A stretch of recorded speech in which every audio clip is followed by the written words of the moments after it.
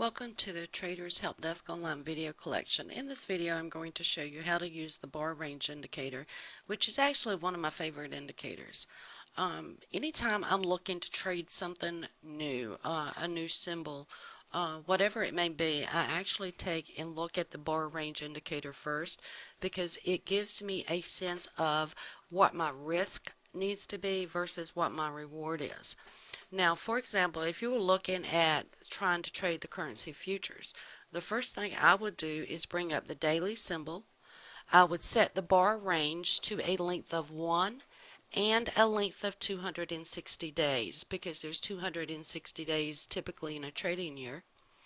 And the bar range indicator then tells me what's the average for one day versus what's the average over a 260 period.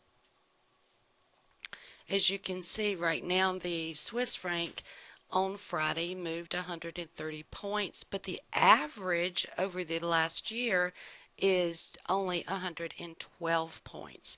So that tells me that if I wanted to go into this, a reasonable goal is 10% of the market movement.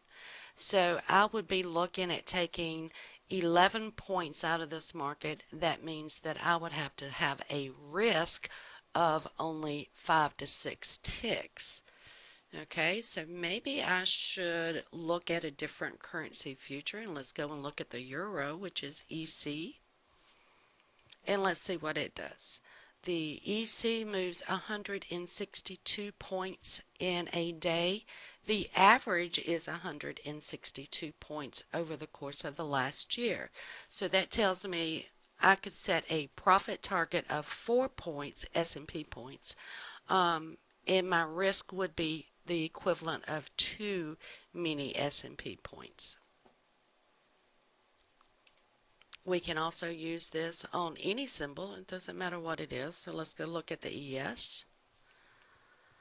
On the ES, the daily average for Friday was 24 points, but the yearly average is only 20 points. So that tells me if I wanted to trade the ES, my first profit target would probably be about 2 points, and I would only be able to enter if my risks was set to 1. You can also do this on the NASDAQ. As I said, it works on any symbol, and it just gives you a feel for the market before you start trading it.